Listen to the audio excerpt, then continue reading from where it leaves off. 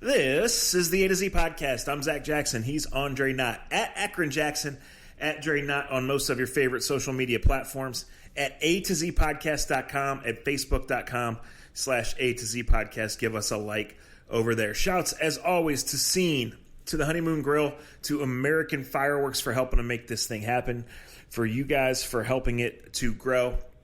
If you're new here, first, welcome. Second, we like to give this disclaimer. We get excited. We say four-letter words. We venture into mature/immature subjects. So if that's not for you, or if you're in a work environment, if there are kids around, put on your earbuds or come back Don't at nobody another go time. to work no more. Everybody work at home. Don't even got to say that part. Don't nobody work nowhere. I don't know. I think people are going back to work. I was caught behind a school bus today for the first time in 8 months. I was cussing like a motherfucker. Welcome back to some reality, right? Those buses, those may not even be running in 3 weeks the way this is going.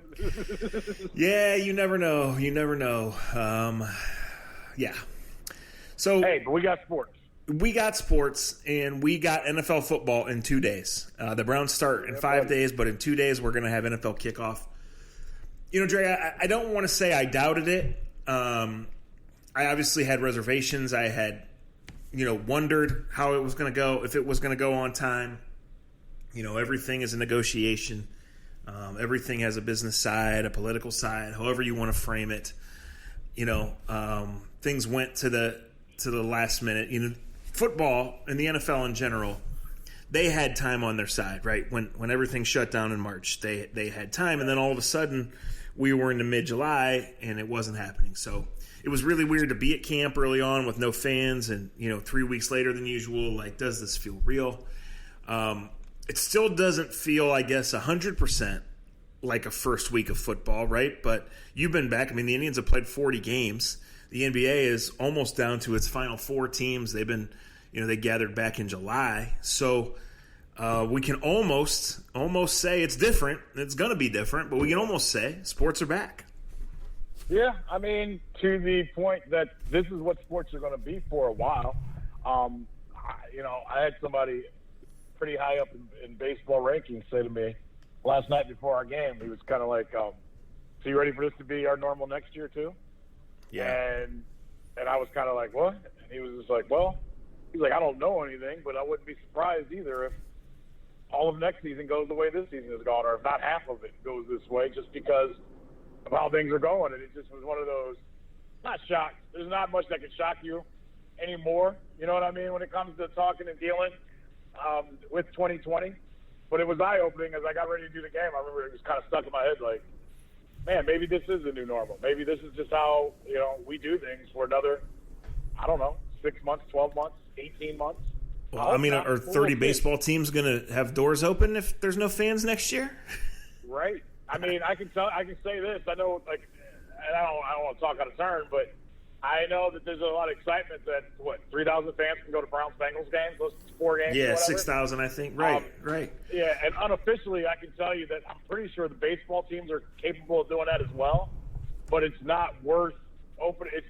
It would make no profit. Right. Well, you have to go through all sorts of different protocol and staff and the whole deal. Right. And everything that they would have to go through to doing it is no sense in Major League doing it. And that's why playoff-wise, they're just going to bubble it up and make it a TV thing and go from there. Let me ask you this: now that you've been through training camp and now that we are the week of the game, what's the biggest surprise you took from covering training camp in 2020 when you've covered about 20, 23 of these already? Well, it was the lightest camp I've ever seen. It was that way deliberately. The Browns were installing, and I just think philosophically they were like, we have made it here. We have a long road ahead. We're not going to lose our own guys. And obviously, there were a few incidents, right? Some of them just freak accidents. But you ask around, and what I have been doing, reading everything on The Athletic, reading other people, asking coaches, operations people, like that's been the norm. A couple teams really went at each other for a couple days. I think at least a couple teams didn't hit it at all. The Ravens had a light camp as well. So, yeah, let me go back and say this. Like, I'm not trying to speak out of school either when I ask that question about baseball, but I think it's a valid question, right? We have long campaigned right here for the NBA to start on Christmas anyway. Well, here's their chance for one, but for two, what can they? Are there going to have to be 3 bubbles when the next NBA season starts with 30 teams? Right. I can't imagine that they'd be playing in Cleveland one night and playing in Chicago the next. I just can't. Yeah, I don't see that in 6 months. Yeah. So again, we're not doctors. We're just angry fat old men from Akron, but. These are look. It's going to be super weird. I mean, you've been to Baltimore for football games many times. Everybody wears the jerseys. The stadium is built straight up from the ground, up straight high. It's loud. It's wild. College atmosphere. It's a college atmosphere, and the team is almost always good, so the people are revved up, right? There's going to be no fans. There's going to be cardboard cutouts. It's going to be different. And the best thing the Browns got going for them in Week 1, honestly. Yeah, well, from a football strategy standpoint, Dre, nobody's ever heard anything on an NFL field except from a guy you're standing right next to, talking shit with or shooting the shit with or trying to make you hear, right? Well, are you going to have dummy calls for your audibles and your defensive calls and all that because guys are going to hear everything? Absolutely. Yeah. Absolutely. This is going to change the game. Look, there's so much unknown. I mean, I think there's a chance on Sunday that the Browns with a new defense are going to get caught sleeping, and the Ravens, probably number 8, is going to run for an 80-yard touchdown. But the Ravens can break the huddle and catch the Browns sleeping, and if they fumble the snap, Sheldon Richardson might pick it up and run 40 yards for a touchdown. Anybody who tells you they know what's going to happen in these NFL games these first few weeks is full of shit, right? Right. I don't know how you bet these games. No. Somebody please tell me how you bet Week 1 of this NFL season. I would love to find, and I want to see the guys pick Wednesday night, and then I want to see them Monday night after all the games are over. Yeah. I am so curious how betting will go this week. Yeah, it's there's just so much uncertain. Now, it was already 14-0 by the time I turned it on last night, the BYU Navy game, but it was a completely empty stadium, right? And I guess the explanation is that Army Stadium is on federal land, so the soldiers at West Point can go, but Navy Stadium is on public land, so it's subject to Maryland law, so there was no one there. It was weird, right? And it was a total mismatch, so I didn't watch it for more than 10 minutes, at least not closely, right? NFL games, there's not many total mismatches. Look, I'm just going to say this. I think the Browns are in a real bad spot on Sunday for multiple reasons, mostly being that they're so new and that the Ravens aren't. But I truly believe that this is just a preseason game, and as long as the Browns come home and take care of business and get better the next couple of weeks, and they play 2 games they can win, then they'll be 2-1 after 3. And what more could you ask for? Yeah, I'm not even going to head that far. I don't know what to expect. I'm just being blunt. I'm just being blatantly honest. I don't know what to expect. I just saw that the Indians game got moved up 2 hours, which I love, because that means that hopefully I can watch more football. Either way, I will be, because I'll be in a studio doing a baseball game, which is a whole other, which is a whole other thing to go back and forth. But they changed the time on Sunday's game, which is the Twins, which I am absolutely fine with. Which I'm trying to figure out. Yeah, it was originally 2:10. Now I think it's going to be like a noon start. Anyway, I'm trying to think of what the first week of preseason football looks like on that first drive, Zach. And it's not going to be that. It's going to be a little bit more than that.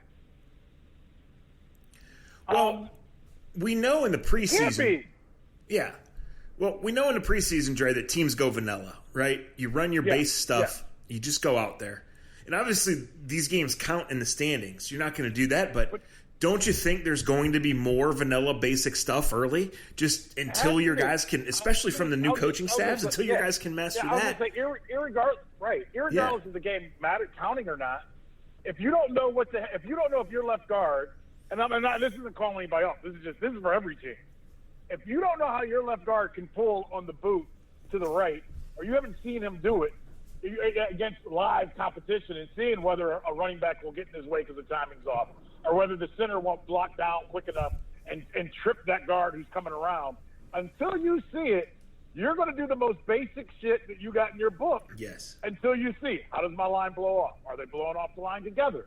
Is one guy slower off the ball than the other? Is one guy quicker? Like, those are legitimate things that you need to see in a football game on an offensive line to be able to say, okay, we can run this, or we can get into the depth of the 7-step drop or the 5. Like, I'm not trying to dumb it down for people, and I'm not trying to scare people because I can't wait till Sunday or Thursday. I am so curious though on any team, even if you are Baltimore and you know your offense and defense like the back of your hand. If you really haven't gone 100% all out yet, Zach, the first quarter is going to be a feeling out matchup like we've never seen before. Right. Well, let me ask you this too: how are these guys' bodies going to feel on Sunday night? Oh, you know when they play again? Thursday night. Yeah, that ain't right. Yeah, that ain't right. It's not. They should have absolutely deleted the week 2 Thursday game. It's not right. Yeah.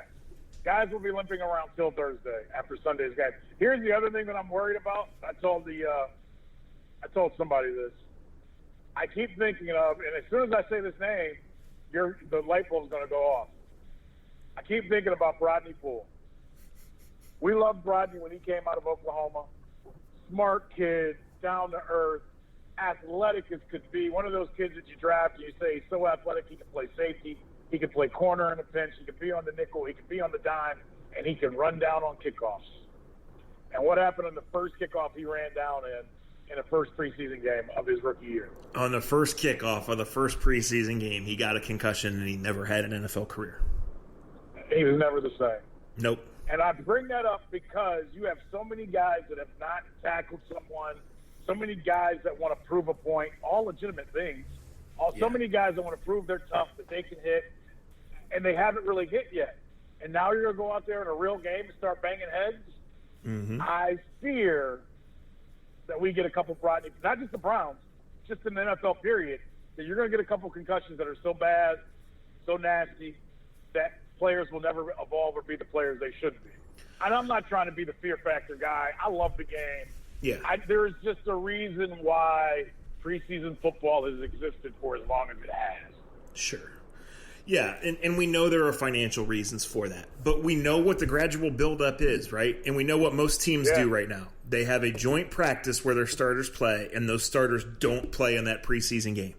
So their starters have one preseason game where they don't play at all. They have one where they play 2 series, maybe 3, depending on circumstance, and one where they play one half, maybe into the third quarter. So over 4 weeks, over 4 games, your starters play, adding 3 games, almost 1 full game. I mean, wow. When Sunday at 3 o'clock, like, a team that's down 21, Dre, is not necessarily done. Nobody has conditioning. No. Right? No, you're right. And then you worry about the injuries there, too. And I really, honestly, I had thought a lot about the Browns' turnaround to the Thursday night game in terms of the roster, in terms of J.C. Tretter, in terms of those guys. Like, you can't really change much. I think it's a huge advantage for the Browns that the rookie quarterback on the other team has to play a game and then really not have a single real practice before he has to play another game. But I honestly had not thought much about how guys' bodies are going to feel and the danger that's going to be involved with that. And you get in a situation where you have a guy like Jarvis Landry that's already on a pitch count. A guy like Jarvis Landry, it's tough as hell, would never miss a game if there's any way he can get out of bed. Like, if he has something and you try to hold him back, something minor, like, you're going to face a decision, right? On these things. And I'm not saying it's going to happen with Jarvis, but I know, but what did you say to start this? That these first couple of games are like preseason, and that you're just going to – and the good teams, you said it, and I agree. The good teams are going to have to understand the pitch counts. The good teams are going to have to realize that the month of September, it counts, but you cannot kill you can't run your team into the ground before Halloween. Should be the mantra around NFL, right? Yeah. And unfortunately, if Jarvis is only – I mean, put it this way. You and I have been around NFL football players when they were allowed to get shots that are illegal now and had prepared in the regular season. And you and I know players that could not get out of the bed on Monday, the day after a Sunday game. Right. That literally could not get out of bed once the meds were off. I hope that we see Jarvis on Thursday. I'll put it down, just leave it at that. I hope we do. Sure. I'm excited for the Browns. I'm excited, but when we start talking about all the human nature factors of this, there's just so much to be curious about. But let me ask. All right, 53-man roster. I glimpse through things now. I don't read all the way through. I'll admit when it comes to football. And I knew not to get too high, too low when the first cuts were made, or the final. I'm putting quotation marks up on the final. Cut downs were made. I know I heard a bunch of people complaining about how many tight ends or whatever, but I thought that changed. What's your biggest surprise of the 53-man roster from someone that's covered it and been around it? Yeah, I don't think there were really any huge surprises, I will say this. At first, I was surprised they didn't keep a third quarterback because of COVID, but I think the whole theme was, Dre, that they were pretty confident that teams were not going to go out of their way to claim guys, right? Like, there just wasn't tape. Right. And every team, even the established ones, are facing this quick turnaround, this trying to get their own guys ready, this dealing with their own issues thing. So, like, you claim a guy on Sunday, he might not be able to get in your building until Wednesday because of COVID protocols. Yeah, good point. What you like about him is either based on his college career or what little you've seen from him in previous NFL seasons or preseason. You don't know anything about this year, right? Right. And I want you to remind me of that because I do want to talk a little bit about intelligence and things teams have done, in getting ready. But, like, now part of it was the Browns just thought, you know what, if we lose Garrett Gilbert, we lose Garrett Gilbert, right? The part of it was we are so confident that he's going to come back and he's going to have the exact same role as our third quarterback on the practice squad than he is on the active roster, that we are going to use this other active roster spot to do what we have to do. They did claim 2 players. One will be the 4th defensive tackle and will almost certainly have to play this week. One is your 5th defensive end, a guy that was drafted by the Cowboys a year ago and only played in 5 games. You can never have enough pass rushers. The Browns really don't have any. Guys, they cut Chad Thomas. They didn't keep Chad Thomas on the practice squad. It tells you what they thought of Chad Thomas, right? So Chad Thomas better put out a hot record for Rick Ross, then. Shit. I'm going to tell you. All right, let me say this. I don't have any personal issue with Chad Thomas. He was a bad draft pick, right? I never heard anyone say he was a bad person, anything. He was a bad draft pick. He was overdrafted, and we know that got to a certain point. John Dorsey's both top lieutenants had Miami ties, and in every year they took Miami guys, right? This one didn't work. Right.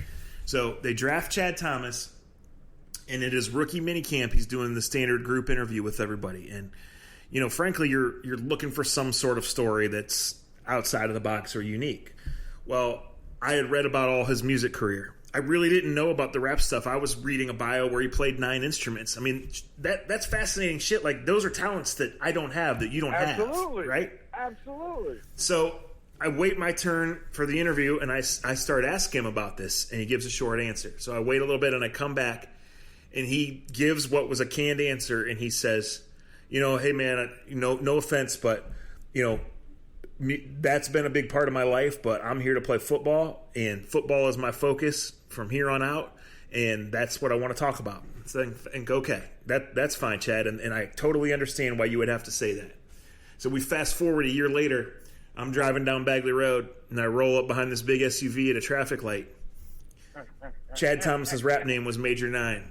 You know what his license plate said? Major 9. Major 9.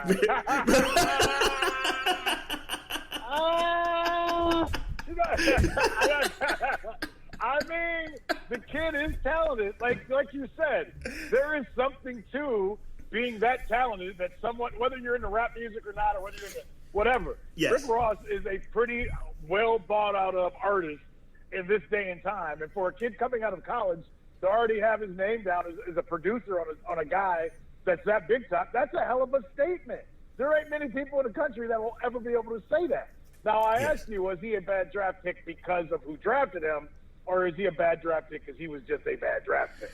Yeah, it just didn't click for him. I mean, he is absolutely prototype size as a defensive end. And I have no doubt that someone will sign. He'll be playing snaps for someone this year. But, listen, he got hurt his rookie year, and it was a wash. And that happens to a lot of guys anyway. Like, that's why, going into this year, I have a level of optimism for Sione Takitaki because but he looks like a different player. I'm not going to judge him on his rookie year making that jump, right?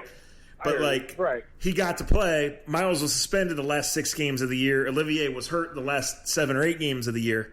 He got to play. The defense didn't have a chance. Last year. Right. I felt like Olivier was hurt all year last year. That's not the 8. I just felt like he was limping from day one. Yeah, and maybe he was. I don't know. Look, Miles and Denzel, like, if those guys are healthy and available, like, I really think this defense has a chance to be better than a lot of people think. I also think this defense has a chance to be god-awful terrible. Right? I was about to say, bro, I like listening to you and believing you. But if they don't get no pressure with those front 4, I see some long-ass days with the names they got in the back 7, man. Yeah, and so that's how, like, this offense could get rolling, right? And the offensive line, it was always going to need time even before they lost this, but they invested heavily with draft picks and with free agency, and they have these 2 running backs, and now they've extended Kareem Hunt. Like, they could get it rolling, and the play-action game could just do wonders for Odell. Oh, yeah. Or they could have to score 30 to win. Or they could fall behind early and never have any confidence. Like, I don't know what I don't know what to predict, and anybody that tells you that they do is straight out lying to you. Full of shit. Like I said, that's why whoever's putting those betting guys on their shows on Friday, y'all know who we talking about.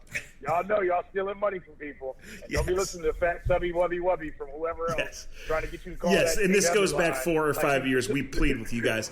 When one of these fucking scammers comes on local radio and says, buy our package, do not give your money to them. If they were that good at picking football games, they wouldn't be begging for your money. They wouldn't be sharing their picks that are so golden. They are trying to steal from you. My friends in radio don't want me to say that. They get really uncomfortable with me saying that because it's taking money out of their pocket, and I get it. But these are the facts. These guys are scammers, and they don't know anything more than I know, than Dre knows, than anybody knows. He ain't lying. If you want to give somebody some money, buy a 6-pack of White Claw for both of us, and we'll just bullshit with you. And you can keep the rest of the money that you were going to give to those people. That's all you need to do. We can go on my back porch nowadays. You can buy, there's plenty of space. I'll put my fire pit out. We'll put a TV out. You can just buy all the alcohol, and you'll get a better time than giving that money to those people. Now, in saying that, you see, the Browns are like, I'm optimistic in my own way. Because my reach, I heard on the Rizzo show this morning, and I don't know how many people do vote, don't vote, but Riz is my guy, so I listened for a minute. And supposedly, 60% of people would not be okay with the Browns going 8-8. I almost had an Odell Beckham Jr. moment, but then it hit me that I'm a normal human being.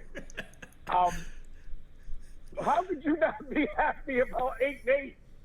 What do you guys truly expect? I mean, I know Baker doesn't want anybody to believe he said this, but we heard it through his own lips. If they jump the Ravens early and get a 14, 17-point lead, they may have a chance to beat Baltimore on Sunday. Sure. Do I truly believe that they can get up 14 or 17 early on the Ravens? I don't right now, but if they do, and you can pin your ears back and start hitting Jackson and not let him, make him the threat that he usually is, you got a chance. But 8-8 to me is, if they go 8-8 to me, that is a great year considering all the hurdles that had to be overcome to get to this point. Think about everything that's working against them. Think about the history, recent and long, and think about that you don't. Yes, there are quick turnarounds in the NFL, but a lot of times it's teams that are established and they lost their quarterback for a year, or they needed to fire the coach and things got stale. You just generally don't show up going from 4th place to raising the trophy, right? 8-8 would be a great step. 8-8 would mean that you made progress, that you weathered it, and then hopefully, knock on wood, you get a normal offseason where you don't fire your coach, where you don't install new schemes, where you don't fire your GM, where you don't spend all this time introducing yourselves to one another, going in completely blind, playing a rookie left tackle against the Baltimore Ravens and maybe a rookie center too. You've actually established something, some momentum, some strengths, your bread and butter play, what works, what don't, what are our glaring weaknesses. Like, all of that could go on. If the Browns are 8-8, it's a successful year. Yes. Hey, what would our 2 favorite high school coaches do against the left tackle that's ever played left tackle before? Blitz the shit out of him. Show him a different look on every single play. Every play. Yes. I mean, listen, I'm cool with Jedrick Wills. I think I've watched him. He's got all the gifts. He'll eventually be a good player regardless of how Sunday goes. Keep in mind. And I understand the pick by the Browns. I'm not against it. I would have picked him too, Frank. But keep in mind the range of outcomes for his game Saturday is not good, okay, and bad. It's good, okay, bad, and holy fucking shit. Right? Yeah, I mean, he's never played left tackle in a football game before. He's never played an NFL football game before. He's playing against the Baltimore Ravens. Right, and then you're going to go against one of the best coordinated defenses that football's had over the last 20 years. Forget the player names, and forget the Hall of Famers, and forget the guys that wear white suits that disappear and never show up again. They scheme defensively like no one else. Yes. That's been one of the tough things for the Browns. They've been in the division. I know the Steelers haven't been as much over the last maybe 8 years as they used to be. But the scheme designs that you get from these defenses in AFC North are pretty high tech. And Wills, he may be fine in the long run. And like I said, I don't have a problem with the draft pick. I don't have a problem with any of it. It just sucks that he has to play his first game like this in these conditions against them. And the other thing that, that I look at with it, there's certain positions in certain sports that you can't hide. Right? Like, if you're a rookie cornerback, can't hide. Rookie left tackle, can't hide. Rookie quarterback, can't hide. Most of us have no idea if the left guard is doing his job or not, or if the left tackle, or if the left guard, or the defensive tackle, or the linebackers. We don't know the damn scheme or what's going on. But I sure as hell know when the left tackle gets beat or that quarterback gets beat over the top. They're going to have to help him early. Hopefully they find out early on that he can handle whatever they're putting in front of him. But I think you've got to put the tight end over him for really the first half of the game because, as you said, it's not just A, B, C, D, or F. It's A, B, C, or, oh, shit, our quarterback's out for this season. Right, and like, the Ravens are good enough at corner to where, I mean, everybody, you obviously take chances when you blitz, right? But they take a lot less chances, which is why they had the number one blitz rate last year in many years, because they're so good at corner that the rest of the scheme can fall in line, right? They can trust those guys on an island to do what they do. So, it's a hard opener, but you have to look and say, we get it out of the way. We're going to find out. We're going to go. And last year, the Browns went into Baltimore, and they smacked them right in the mouth. Now, the Ravens didn't have Brandon Williams in that game, one of the best run stuffers in the league. The Browns actually had a coordinated offense. They stuck with handing the ball to Nick Chubb, and it worked.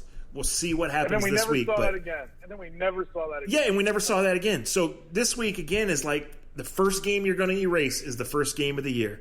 Go in, give it a shot. It's your preseason game.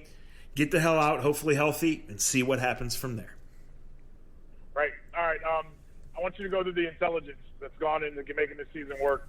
Then I want to talk a little bit about the running back's contract extension. Kudos to Kareem and hopefully keeping his nose clean and staying straight and arrow. To me, I don't know if I want to say this the right way. I'm happy that the Browns signed him. I'm happy for him. I'm happy for the team. But if I was the agent, I don't. But because of his past, I guess you got to take it when the money's offered to you. Yeah, so I'm asking to answer my own question as it's coming out of my mouth. Yeah, well, listen, if you're Kareem, here's why you take it.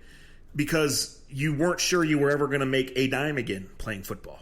Because you're rewarding the Browns' faith in you. And obviously you feel like this is where you have a chance to really succeed. Dre, he's still 24 years old. At the end of this contract, he's still going to be 27.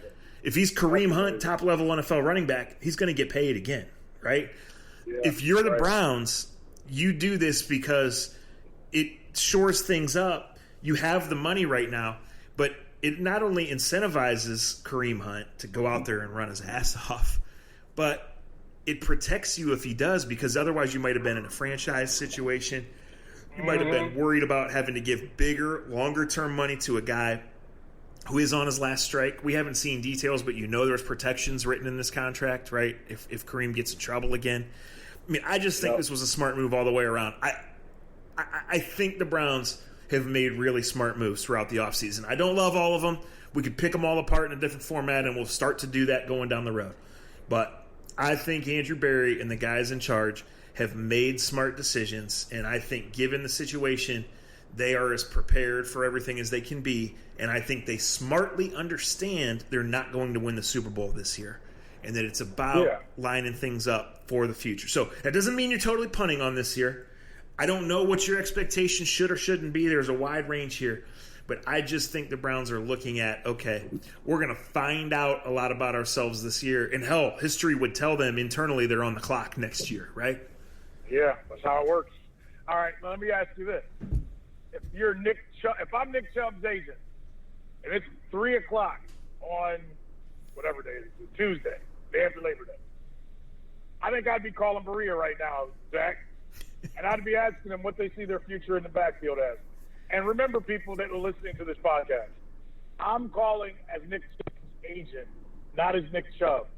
It's a difference in how that call works and what the job of an agent is to do. Yeah. But if I'm Nick Chubb's agent, I'm calling right now, Zach, going, okay, you gave Kareem that money. It's not, it's not earth-shattering money. It's a hell of a statement to be making when you got one of the best horses in the league in your stall that deserves to get paid after about 16 more games. It sure is. I mean, Dre, one way to read this is that Nick Chubb lost a lot of money today. Right? Right. Like, that's how I read it. That's why I'm calling him the agent. Another Nick Chubb season, 1,400 yards and 12 touchdowns, means he was going to be in line for an extension of up to $50 million guaranteed. Will an analytically driven front office ever give that to a running back? I don't know. Can you make the argument that if you give it to any running back, it should be Nick Chubb? They ain't paying no running back that. Yeah. I don't want to cut you off. But you just said it. They are not giving and that's a shame. I love Nick Chubb, and I want Nick Chubb to be a Brown. But you just answered the question. Okay. In their mind, there's no way in the world they're paying a running back $50 million. Yeah, no. Look. This was about rewarding Kareem, and this was about solidifying the offense and making a smart decision to protect yourself down the road. But this was also part of that was leverage, knowing that what Christian McCaffrey just got, what Ezekiel Elliott just got, what Derrick Henry just got, right? That Nick Chubb is eligible for all of that after this season. Nick Chubb is the perfect player. He's the perfect prospect. Love the guy, and he might be the exception to the rule. But too many teams have gotten sunk on running back contracts, right? Yeah. Too many. But you just said I know. And this isn't a Zach and Andre fight. This is just a Zach and Andre conversation. Mm-hmm. You just said he checks all the boxes, and he probably is. He's special, he's different from all the rest. And I mean, and it's just a reality of life. We talk about reality of life in so many different aspects over the last 6 months. And unfortunately, as our dads have told us for a long time, life ain't fair. Because if life was fair, you would just tell Nick Chubb, write a number down, and you would sure. sign the check. Hey, right? and maybe he still gets it. I mean, maybe something happens with Kareem, or Kareem gets traded, or what. I mean, this does not affect or stop Nick Chubb from going out and running for 1,600 yards this year, right, and getting that deal. It's just a sign that the Browns are putting out there that says we're going to do this and protect ourselves here, and we'll see what happens on the other front, right? Right. I mean, it's going to be intriguing. It's also going to be intriguing how they use both of the backs, period, as well. Because, look, I've done these post-game shows. You know the numbers that get them to call in. What happens What happens 2 Thursday nights from now where and look, this is a rookie coach, first-time coach, and I'm not trying to spark controversy in any sort, shape, or way. But I know how this thing works. First time Kareem Hunt gets, 15 touches and Chubb only gets 12 touches, what's the reaction going to be 2 Thursdays from now if that happens? What's the reaction going to be if, to me, those two, you should find a way to get 30 touches between those two every night. And I mean that. And I don't give a shit who gets the 20 or who gets the 10 or who gets 15 and 15. Those are two of your best plays. No offense to the receivers, to the tight ends. To me, those are your two best surefire guys to move the ball, to keep the clock moving, and to help the whole team evolve and work. Just my opinion. I know it won't be followed. I know Freddie Kitchens doesn't have a job as a head coach, though, right now, because he wasn't smart enough to take advantage of having those two skilled guys and taking advantage of the abilities that they both bring to the table. Hey, the Browns have a really smart front office, right, with a lot less ego than the last one. The Browns have a really smart coach who appears to be more aligned with the front office than any coach has been in a long time, who appears to understand that you can still win by running the football and have the personnel to do it, and who's been very impressive through all of that, right? All of those things are true. doubt. The guy hasn't coached a game. The guy hasn't encountered a football controversy. The guy hasn't blown a clock management situation or tried to explain something away. And more importantly than not, the guy hasn't won a game when Odell has 7 catches for 149 yards and 2 touchdowns, and then 2 weeks later lost the game when Odell has 2 catches on 7 targets and has guys unhappy. Yeah. He So that's what I'm saying. Like, I can sit here and we can sit here and throw all of this out there, but like, this team has not experienced any of this. We have watched the Browns major in the minor, not give guys enough time, hire the wrong guys to start with, meltdown, have PR disasters, have internal fighting, be totally outmatched for their jobs. Well, what were we saying about those guys in the offseason? What was everybody's? They got it right this time. They look smart this time. They look aligned this time. We don't know. And we'll start to see in the following Sundays. Yes. I know last week you wanted to do a fantasy pod. My life just got busy with life. Yeah. Everybody's picked their teams now.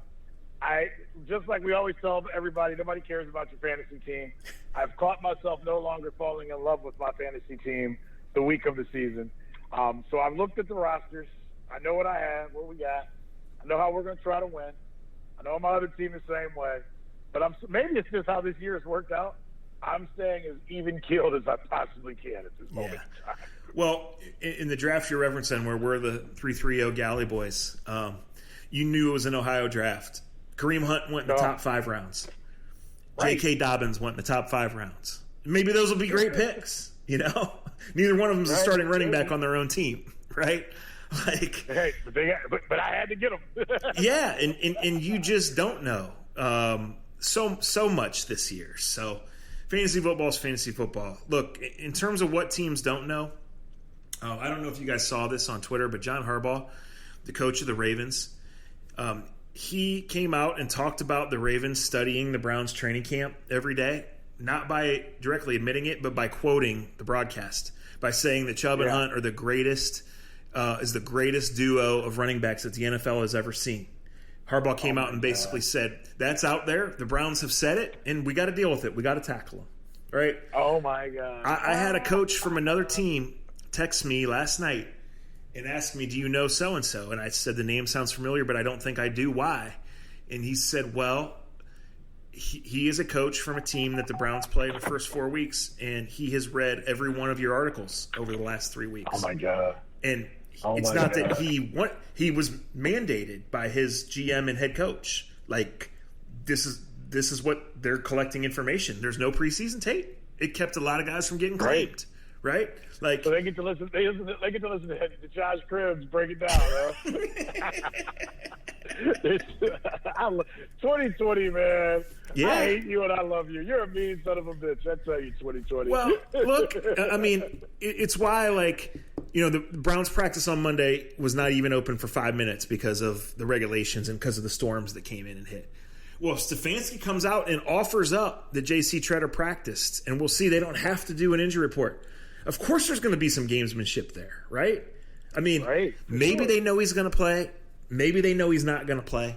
Maybe they really think that they have to test the knee on Friday. Either way, there's some gamesmanship there, right? Those corners, no doubt. If they come out and stretch on Wednesday and then they don't do anything else, you can list them as limited. You know, you don't have to tip your hand. So this is how it goes, and information is key in the NFL. It's such a copycat league, and any little edge you can get. What edge can you really get from knowing, like, who was on the flight on Saturdays in past years before these new rules? You know, I don't know. From really knowing what guys did or didn't do on a Wednesday, I don't know that answer. You know, but they're all in the business of trying, looking for every little edge they can get. Yeah, I mean, that's what it's like. I hate to laugh, but I know that this is how it's always been. But now it's like on steroids, right? I mean, they've always watched there's nothing like doing those training camp shows and having a coach the next day like make a snide comment to you. Oh, you think like I know that they all watch them or their wives watch them. Yeah. But now they're like breaking them down, because I've heard of another team coach that'll go nameless on this podcast that literally was calling a TV station asking if they have more tape that they put their show together. Oh, I believe that 100%. And I won't reveal how I know and all that, but I know of a guy that basically is calling TV stations asking, do they have more tape of the practices they covered that day? Yeah. I don't know if that's legal, Zach. Matter of fact, I'm pretty sure it's not. Yeah, no, it's absolutely not. There were a couple times during camp when just like fans, like I saw some 18-year-old kids get out of their car and just try to get a game, and the Browns had security out there to chase them away. You know, they don't know who's who and what's what. So, imagine being, but imagine being that intern coach, that first-year coach. You know, the guy that does all the dirty work, sleeps in his car. He's probably going and reading and going and looking off of Instagrams and Twitter accounts, right? Like that. I think most people are going to laugh when they hear this, but trust me, NFL coaches are that nutso on trying to find any little bit that they can on the opposing team that there's somebody breaking down somebody's Twitter account right now or somebody's Instagram account right now that happened to be able to shoot some of practice. Yes, absolutely. Our guy Lynn Bowden from Youngstown got traded. A third-round pick traded his first training camp. Lynn came with a reputation, some of it unfair. There was an incident at the house that Lynn grew up in the offseason. I don't know whatever came of that. I never got a straight answer on why the door was kicked in that day. It probably wasn't accidental. Who were they looking for? I don't know. Right? They found guns. And the FBI did find guns when they did get it. Yeah, but I'm saying, like, the stuff's supposed to matter, you know, and what Kareem Hunt did was despicable, remains despicable. It doesn't mean he doesn't deserve a second chance. He's getting it. We hope that he does the best with it. You know, the fact is the Browns preach tough, smart, accountable, right? And he's got to be that. And if he slips one more time, he's not going to play football anymore, right? So, like, these decisions, I guess what I'm trying to say with all this is the line is really fine, right, Trey? Really fine. And in light of something you referenced and what was trending this morning and all of that, progress for the Browns. Forget 8-8. Forget breaking down this position versus this position, because right now they got 2 strong ones, 2 weak ones, and a bunch of them in the middle. Right? Don't be the fucking social media champs of the world. That'd be progress. Yeah. I will quote this person, and I love him, and you know that he's not controversial, but even the last Boy Scout had to text me this morning to start my morning off about, and we're not going to get to the OBJ stuff. You guys know we don't do that. I made my snide remark, and I move on. Mm-hmm. Even the last Boy Scout opened up this morning with, damn, right when I thought the Browns wouldn't be in the middle of all the stupid shit. Like, even the last Boy Scout had to get, it wasn't even a dig. It was just him saying, you know, as a guy that's been on this job and lives far away, he still keeps up with what's going on with the team in the orange helmets. And even he's like putting his face in his hands going, I can't believe that they can't get the season started without some more bullshit. It was no pun intended. Yeah, it was 3 weeks ago today, I think, when Mac Wilson hit Nick Chubb in practice, right? I said that's the day that Kevin Stefanski became the coach of the Cleveland Browns. Yep, you were right. I mean, it's so true. It just is what it is. Like, right. Well, that's why you said he hasn't got any football problems. I'm like, nah, he hasn't got any Browns problems. Yeah. There's a big difference. Yeah, and we'll see what lies ahead. So listen, guys, I got to get out of here. We're excited for football. Dre, that baseball team is playing pretty well. Just tell me this. They should be in the playoffs. I've actually watched some the last few days. It's worked out. But, the playoffs are all but clinched, right? Yeah, I mean, if they don't make the playoffs, it'll be the worst collapse of all. Sure. So in that regard, it's totally different. Like, I just kind of what's the vibe on that? I guess. I mean, I think it's kind. You know what? We might have to do more of a pod on this later on because Short answer, it's kind of cool. I know it's so different, and I get the purists out there. I heard somebody on the radio the other day begging for phone calls because he's a bad host, and he's not a normal host, so don't worry. I'm not talking about anybody you guys like or anything else. But he was trying to compare basketball and Major League Baseball. Look, Major League Baseball is trying to do all it can to make money that they lost in 2020, like all companies are, but also trying to grow, get the eyes of the young people. And I think the Toronto Blue Jays have it, as we speak right now, the Toronto Blue Jays have a great chance to make the playoffs. And we can have the discussion on how much this matters and things of that down the road. But the Detroit Tigers came in a week like 1.5, 2 games out of the playoffs, possibly. Are they that good? Are they going to win? Are they going to win a World Series this year? No. But they've called up some of their young players. There's an excitement to be a Detroit Tigers fan, even though this year is very you whatever word you want to use, you use. But there's excitement about Detroit Tigers fans and their young players. Toronto Blue Jays.